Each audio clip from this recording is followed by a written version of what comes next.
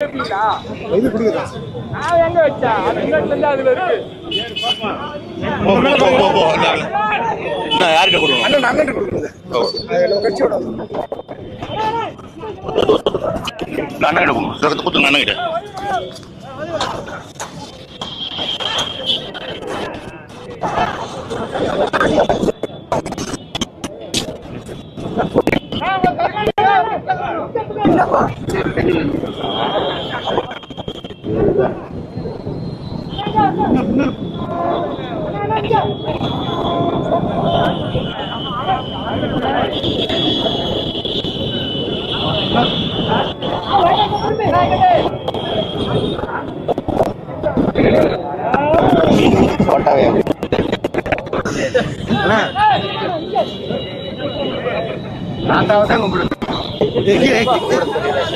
கீழே போடலாம் கீழே போடலாம்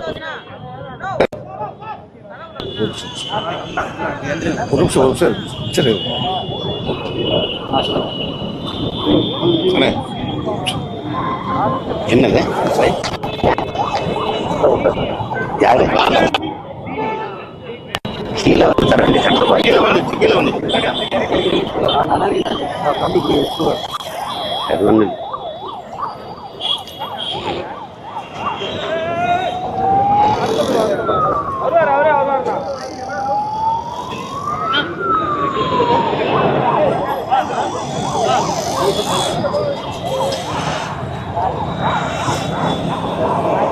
அதுக்குள்ள இவ்வளவு சூடாயிடுச்சு.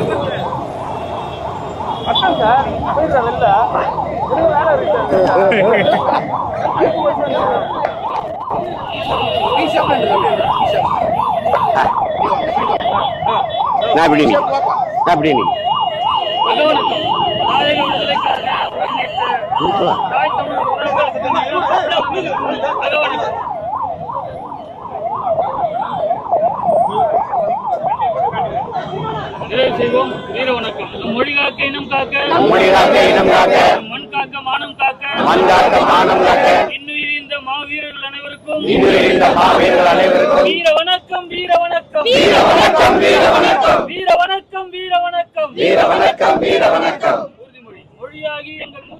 மொழியாகி எங்கள் மூச்சாகி முடிசூடும் எம் தமிழ் மீது உறுதி. வழிகாட்டி எம்மை உருவாக்கும் தமிழர் வரலாற்றின் மீது உறுதி. விழிமூடி துயில்கின்ற வீரவேங்கைகள் மீது உறுதி. இனிமேலும் ஓயோம் விரிவாக வாழோம் உறுதி உறுதி. வென்றெடுப்போம் தமிழர் உரிமைகளை எழுப்புவோம் தமிழர் உலகத்தை. ஒன்றாக வேண்டும் தமிழ் ஒன்றாக வேண்டும் தமிழர். தமிழால் இணைந்து நாம் தமிழராய் நிமிர்வோம். நாம் தமிழர். வீர வணக்கம். புகழ் வணக்கம். புகழ் வணக்கம். புகழ் வணக்கம். புகழ் வணக்கம். நமது ஐயா சீபா ஆழ்த்தார்க்கு. புகழ் வணக்கம். புகழ் வணக்கம். நாம் தமிழரின் புகழ் வணக்கம். புகழ் வணக்கம். புகழ் வணக்கம்.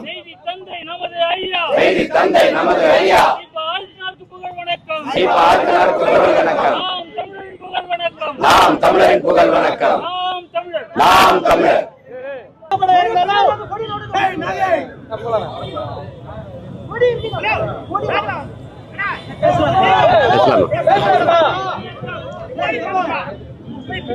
சாதி மதங்களால் பிளந்து பிரிந்து தன்னின பகையால் தாழ்ந்து வீழ்ந்து கிடந்த தமிழ் சமூக மக்களை ஓர்மைப்படுத்த வேண்டும், அவர்களுக்கென்று ஒரு அரசியல் வலிமை வேண்டும் என்கிற ஒரு புனித கனவோடு நாம் தமிழர் என்கிற தேசிய அடையாளத்திற்குள் தமிழ் பேரின மக்களை ஒன்று திரட்டிய பெருந்தகை தமிழர் தந்தை என்று தமிழின மக்களால் பேரன்போடு நேசிக்கப்பட்ட பெருமகன் நாட்டு நடப்புகளை நாள்தோறும் செய்தியலாக்கி எளிய மக்களும் எளிதில் அறிய வேண்டும் என்பதற்காக தினத்தந்தி என்கிற நாளேட்டை தொடங்கி நடத்திய செய்தித்தாளினுடைய பிதாமகன் எங்களுடைய நாம் தமிழர் கட்சியின் நிறுவன தலைவர் எங்களுடைய ஐயா சீபா ஆதித்தனார் அவர்களுடைய நினைவு நாள் இன்று. உடல் மண்ணுக்கு உயிர் தமிழுக்கு என்று அவர் வைத்த முழக்கம் வெற்று முழக்கமாகிவிடக்கூடாது. இங்கு எங்கும் தமிழ், எதிலும் தமிழ், வீழ்வது நாமாக இருந்தாலும் வாழ்வது தமிழாக இருக்கட்டும் என்ற முழக்கத்தை முன்வைத்தவர்கள் இன்றைக்கு வீழ்வது தமிழாக இருந்தாலும் வாழ்வது நாமாக இருக்கட்டும் என்ற நிலைக்கு மாற்றி நிறுத்தி இருக்கிறார்கள். அந்த நிலையை மாற்றுவதற்கு எங்கள் ஐயா சீபா ஆதித்தனார் அவர்களே சொன்னதுதான், இந்த கட்சியை கலைக்காமல் விட்டுவிட்டு திராவிட முன்னேற்ற கழகத்தில் இணைகிறீர்களே, உங்களுக்கு பிறகு இதை யார் நடத்துவார்கள் என்று கேட்டபோது வழி வழியே வருகிற வீரத்தமிழ் பிள்ளைகள் இதை எடுத்து நடத்துவார்கள் என்று அவர் சொன்னதுதான். அவர் கனவை நாங்கள் நிறைவேற்றுகிற காலத்தை நெருங்கி கொண்டிருக்கிறோம். எங்களுடைய நிறுவன தலைவர் தமிழ் பேரினத்தினுடைய பெருமகன் ஐயா சீபா ஆதித்தனார் அவர்களுக்கு எங்களுடைய புகழ் வணக்கத்தை செலுத்துவதில் பெருமை அடைகிறோம். முல்லை பெரியாறு அணையில இடிக்க வேணும், புதிய அணை கட்டணும் கேரள அரசு அனுமதி கோரியிருக்கு, எப்படி பாக்குறீங்க? கட்டக்கூடாது. அணை உறுதித்தன்மையோடு இருக்குதுன்னு ஆய்வு செய்தவெல்லாம் சொன்ன பிறகு அது வீண்முது. நீங்க அந்த அணை பலகீனமா இருக்குதா? அணை பலகீனமா இருக்குதா? அணைக்குள்ளார அணை ஒரு அணையை கட்டுவோம். நீங்களும் கொஞ்சம் போடுங்க, நாங்களும் கொஞ்சம் போடுறோம். அந்த அணை அப்படியே இருக்கட்டும். அது பலகீனமா இருக்குதுல்ல, அணைக்கு உள்ள ஒரு அணையை கட்டிடுவோம், அவ்வளவுதானே. அதையும் இடிச்சிட்டு கட்டணும், அதுக்குள்ள ஒரு அணையை கட்டிடுவோம். கட்டின பெண்ணிக்கு பைத்தியக்காரன் ஒன்றும் இல்லைல்ல, ஒன்றும் இல்லை. அதனால அது ஏற்க முடியாது. வேற ஏதாவது கேள்வி?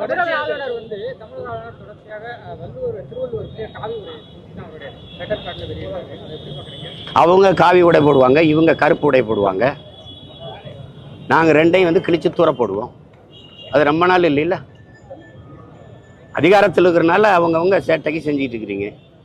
எங்கள் வள்ளுவனுக்கும் உங்களுக்கு என்ன சம்பந்தம் இருக்குது? திராவிடனுக்கும் இவங்களுக்கு என்ன இருக்குது? இந்தியனுக்கு வள்ளுவருக்கு என்ன சம்பந்தம் இருக்குது சொல்லு? எங்கள் தாத்தா காலத்தில், எங்கள் பாட்டங்காலத்தில் இந்தியா இருந்ததா? இந்துன்னு ஒரு மதம் இருந்ததா? இதெல்லாம் சேட்டை. ஒரு புரியல.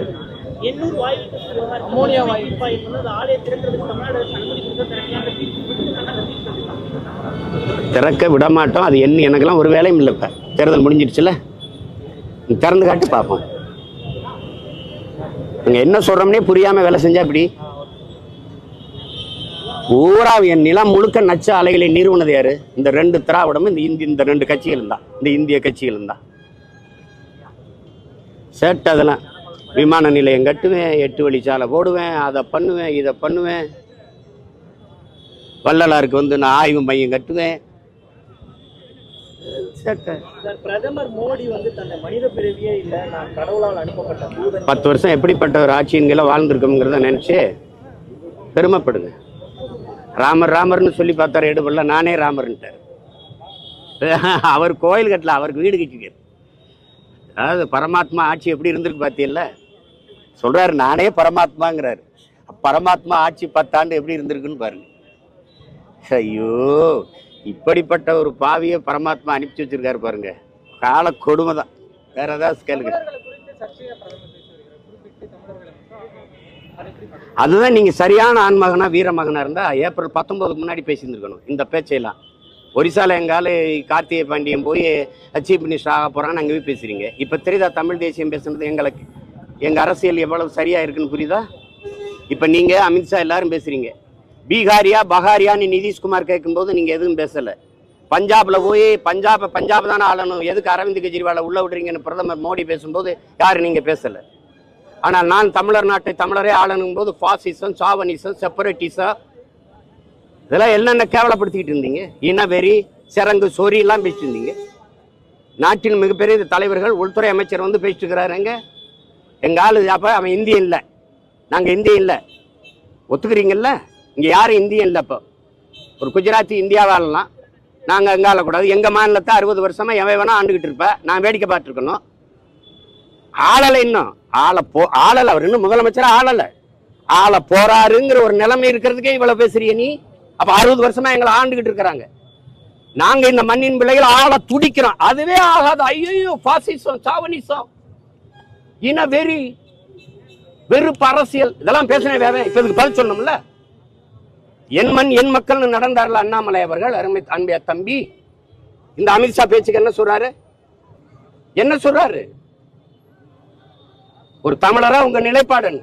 உங்களுக்கு என்ன நிலைப்பாடு? காவிரிச்சி நோடில்லா, தமிழ்நாடு நோடில்லா, கீழே இடத்து பிரவுடு கன்னடியான்னு பேசிட்டு போவீங்க நீங்க. ஒரிசால இன்னும் அவன் முதலமைச்சர் ஆகலை, எங்கால ஆகிறான்னு ஒரு நிலைமை இருக்கு. அதுக்கு இவ்வளவு கொந்தளிக்கிறீங்கல்ல. இதை நல்ல ஆண் மக்களா, நீங்க வீர மக்களாக இருந்தா, பெரும் தலைவர், நேர்மையான தலைவராக இருந்தா ஏப்ரல் 19 முன்னாடி பேசியிருந்திருக்கணும்.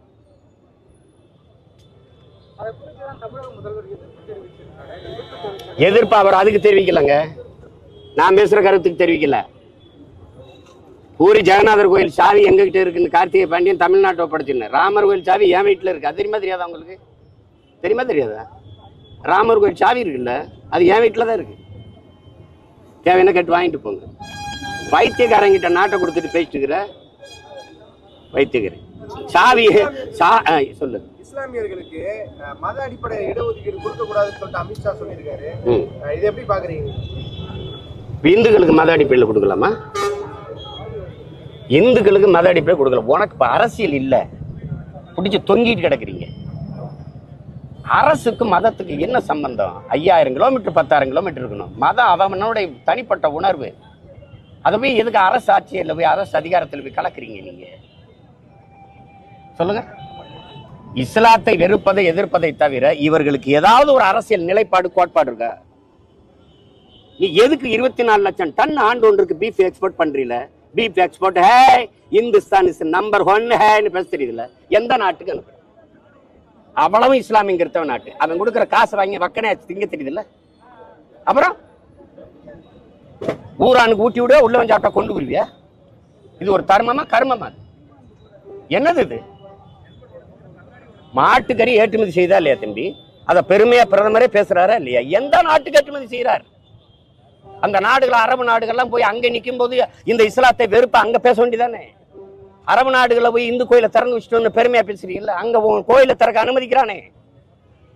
அந்த பேரன்பு பெருந்தன்மை அந்த அயலானுக்கும் அன்பு காட்டுன்னு சொன்னது நபிகள் கோட்பாடு. அடுத்தவன் பசியோடு இருக்கும்போது உண்ணாதேங்கிறாரு, அது ஹராம்ங்கிறாரு.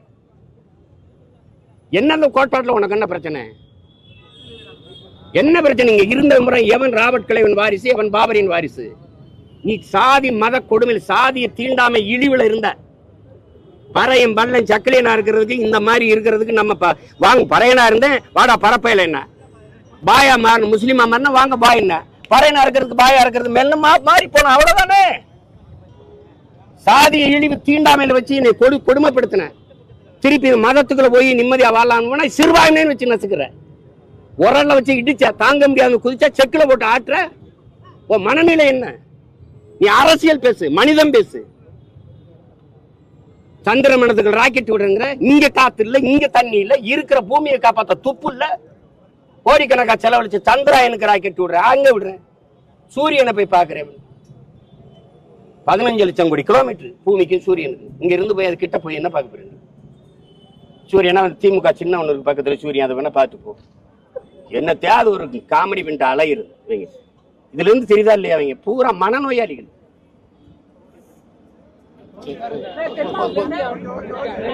கட்டக்கூடாது தம்பி. இல்ல இல்ல எதிர்ப்பு தெரிவிக்கல. இவங்க கட்சி ஆச்சு, இவங்க கூட்டணி கட்சி தானே, இவங்க கூட்டணி கட்சி தானே. இங்க இருக்கிற கம்யூனிஸ்ட், அங்க இருக்கிற எதிர்கட்சி காங்கிரஸ் என்ன பண்ணுது? இங்க இருக்கிற தலைவர் அங்க இருக்கிற தலைவரோட பேச்சு கட்டாத சொல்ல முடியாதா? மேகதாதுல அணை கட்டாத இங்க இருக்கிற பிஜேபி தலைவர்கள் அங்கே போய் பேசுவாங்களா? இப்ப தெரியுதா தமிழ் தேசிய அரசியல் ஏன் தேவைப்படுதுன்னு? தமிழகத்துல தென் மாநிலத்துல 3வது பெரிய கட்சியா பாரதிய ஜனதா உருவெடுக்கொண்டு அண்ணாமலை சொல்லியிருக்காரு. எப்படி பாக்குறீங்க? தனிச்சு நின்று போட்டிட்டு ஆன்மகனா காட்டு. நீ இப்ப தேர்தல் ஜூன் 4க்கு பிறகு இண்டிவிஜுவலா உங்களுடைய தனித்துவ தனியா நீங்க பெற்ற வாக்கு எவ்வளவு என்னை தாண்டி இருந்துச்சுன்னா நான் கட்சி கழிச்சிட்டு போய் யார் 3வது யார் பெரிய கட்சின்னு தெரிஞ்சிடும்ல. தனிச்சு கூட்டணியா எண்ணிட்டு கூட்டிக்கிட்டு கூடாது.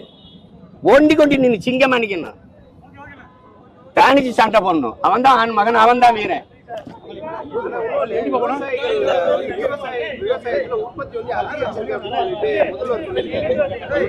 ஒருவேளை அவர் பண்ண நிலத்துல விவசாயம் பண்றாருல அவரு.